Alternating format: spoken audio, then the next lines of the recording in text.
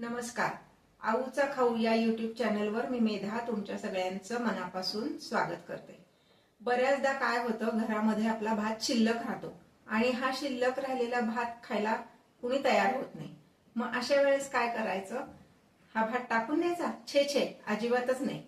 तर अशाच उरलेल्या भातापासून मी तुम्हाला आज एक रेसिपी सांगणार आहे, जी रेसिपी तुम्हाला सगळ्यांना आवडेल आणि असं पटकन भात संपेल.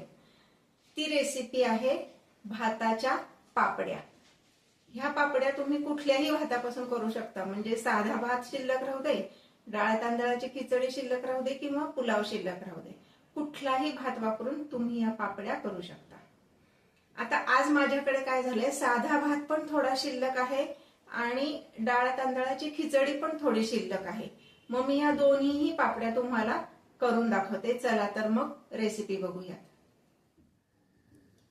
आता हे पहा, माझ्याकडे हा साधा भात शिल्लक आहे. साधारण हा पाऊण कुंडा एवढा भात शिल्लक आहे. मी काय करणार, हा जो भात आहे मिक्सरच्या भांड्यात घालणार आणि जेवढा भात आहे तेवढंच पाणी मी त्यामध्ये घालणार आहे. म्हणजे हा पाऊण कुंडा भात शिल्लक आहे, तर पाऊण कुंडाच मी त्यामध्ये पाणी घालणार आहे.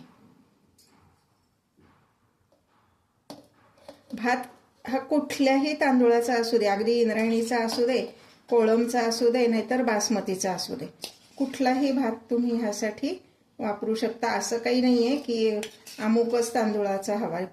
जो कुठला तांदूळ तुम्ही वापरत असाल त्या भाताचे तुम्ही हे करू शकता. हे पाहता, मी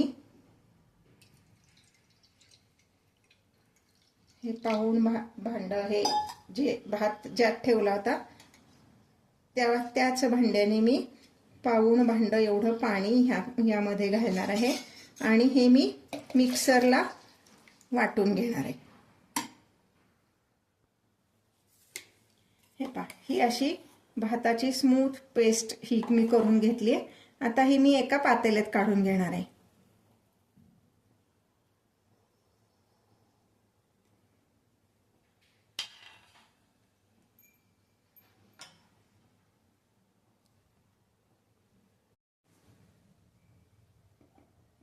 हे पहा, आता मी काय केलंय, हे एका पातेल्यात काढून घेतलंय आणि हे किंचित शिजवायचे. म्हणजे खूप असं शिजवायचं नाही, कारण भात ऑलरेडी शिजलेला असतो. पण आपण जे आता ह्यात पाणी घातलंय ते त्यात व्यवस्थित मिक्स व्हावं आणि यात आपण थोडंसं मीठ घालणार आहे, तर ते त्यात मिक्स व्हावं म्हणून आपण हे गरम करून घेणार आहे. ह्यामध्ये मीठ घालायचे चवीनुसार, म्हणजे अगदी अर्धा चमचा एवढंच मीठ मी ह्यामध्ये घातलेलं आहे. मीडियम फ्लेमवर शिजवायचे, फार मोठी फ्लेम ठेवायची नाही, कारण हे मी स्टीलचं पातेलं घेतलंय तिथे करपू शकतं.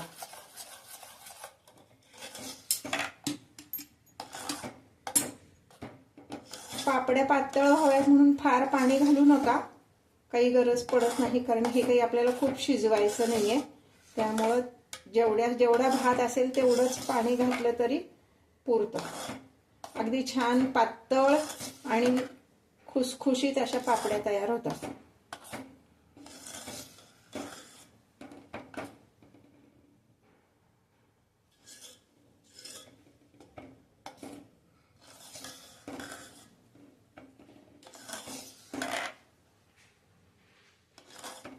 आणि तसं अगदी ह्या पापड्या वाळवण्यासाठी तुमच्या घरात ऊन यायला हवं असं काही नाही. फॅन खाली जरी तुम्ही ह्या वाळवल्यात ना तरी छान वाळतात 1-2 दिवसात.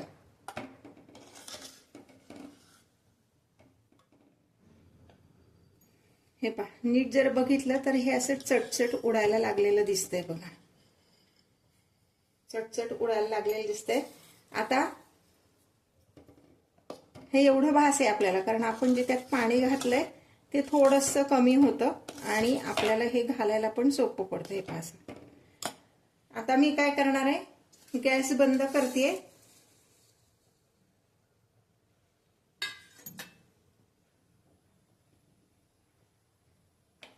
यामध्ये मी घालणार आहे थोडेसे पांढरे तीळ. हे आवाज येतोय तुम्हाला चटचट असा तो शिजल्याचा.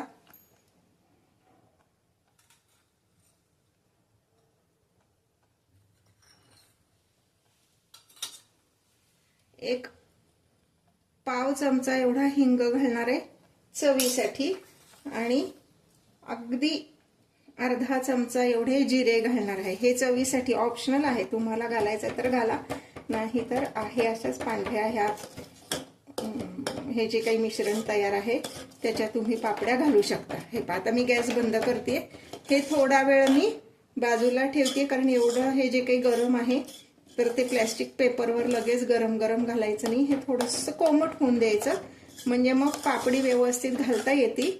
आणि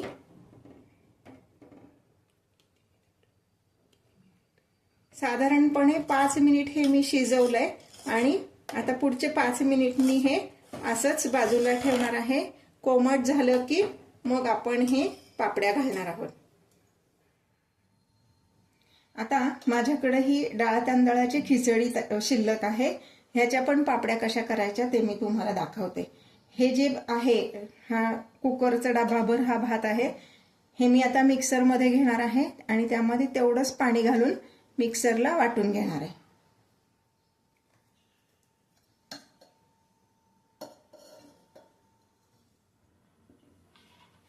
हे पहा, हे जेवढ्याच तेवढं पाणी घालून मिक्सर मधनं काढलंय, हे इतपत पातळ आहे।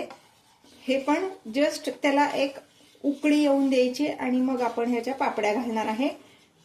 हे मी मीडियम गॅस फ्लेम ठेवली आणि शिजत ठेवलेलं आहे।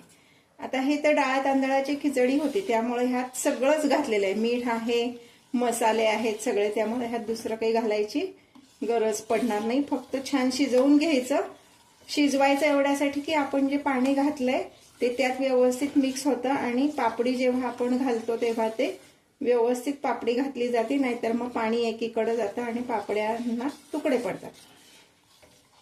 मी ज्या रेसिपीज तुम्हाला दाखवते त्या जर तुम्हाला आवडत असतील तर लाईक आणि कमेंट करायला विसरू नका। आता तुम्ही म्हणाल फक्त साधा भात आणि डाळ तांदळाची खिचडी ह्याच्याच ह्या पापड्या करायच्या का? तर नाही, कुठल्याही प्रकारचा भात तुमच्याकडे शिल्लक असला तर तुम्ही ह्या पद्धतीच्या पापड्या करू शकता, म्हणजे भात पण वाया जात नाही। अगदी पुलाव असला तरी त्या भाज्यांसहित सगळं मिक्सर मधनं काढा आणि अशा पापड्या करा। जिरा राईस असेल तर त्यातही आपलं सगळं घातलेलंच असतं, मग साधा भात असू दे, जिरा राईस असू दे, खिचडी असू देत किंवा मसाले भात, पुलाव, कुठल्याही पद्धतीचा भात तुमचा शिल्लक राहिला तर तो वाया जाणार नाही। ह्या पद्धतीने तुम्ही पापड्या करू शकता आणि अगदी घरात सगळ्यांना आवडतात। तळल्या ना एकदा की पटापट संपतात त्या।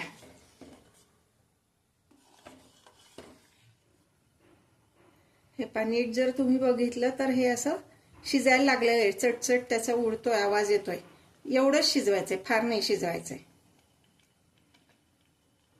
हे कडेने जर बघितलं तर बुडबुडे दिसतायत, एवढंच आपण हे शिजवणार आहोत।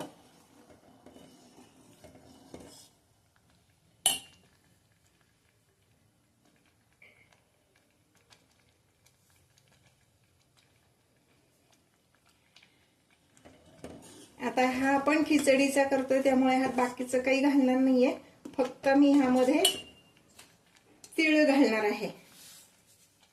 हे सुद्धा ऑप्शनल आहे, दिसायला छान दिसतात म्हणून घालायचे आणि त्या निमित्ताने तीळ खाल्ले जातात। हे पहा, आता मी गॅस बंद करते। 5 मिनिट हे मी शिजवलेलं आहे आणि 5 मिनिट मी आता हे असंच ठेवणार आहे, थोडंसं ते मिश्रण सेटल होण्यासाठी। म्हणजे मग अगदी गरम मिश्रण प्लास्टिक कागदावर घालायचं नाही, म्हणून मी हे 5 मिनिटं असंच ठेवणार आहे। हे पहा, हे मिश्रण असं तयार झालेलं आहे, कोमट झालंय। आता ह्याच्या मी पापड्या घालते, छोट्या छोट्या घालायच्या। असं जरी ते जाड वाटत असलं तरी ती वाळल्यावर छान पातळ होणार आहेत ह्या पापड्या।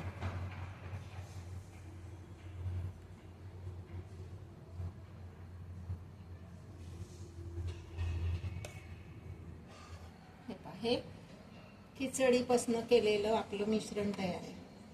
हे पण आत्ता तुम्हाला जाड वाटत असेल तरी वाळल्यावर ही पापडी छान पातळ होते।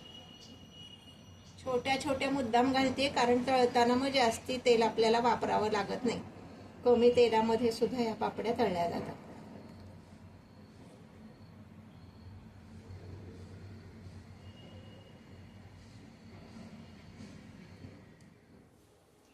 आता तेल तापलेलं आहे, आपण ही पापडी तळून बघूयात.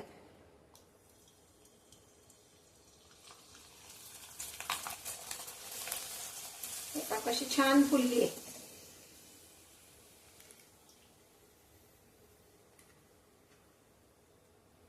ही साध्या भाताची आहे.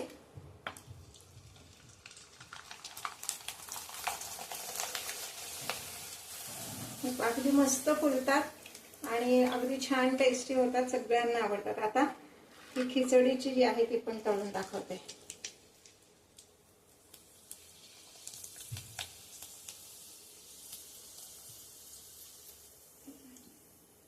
खिचडीची जी असते त्याचा थोडासा रंग वेगळा येतो, कारण त्यात डाळ पण असते आणि बाकीचे मसाले पण असतात.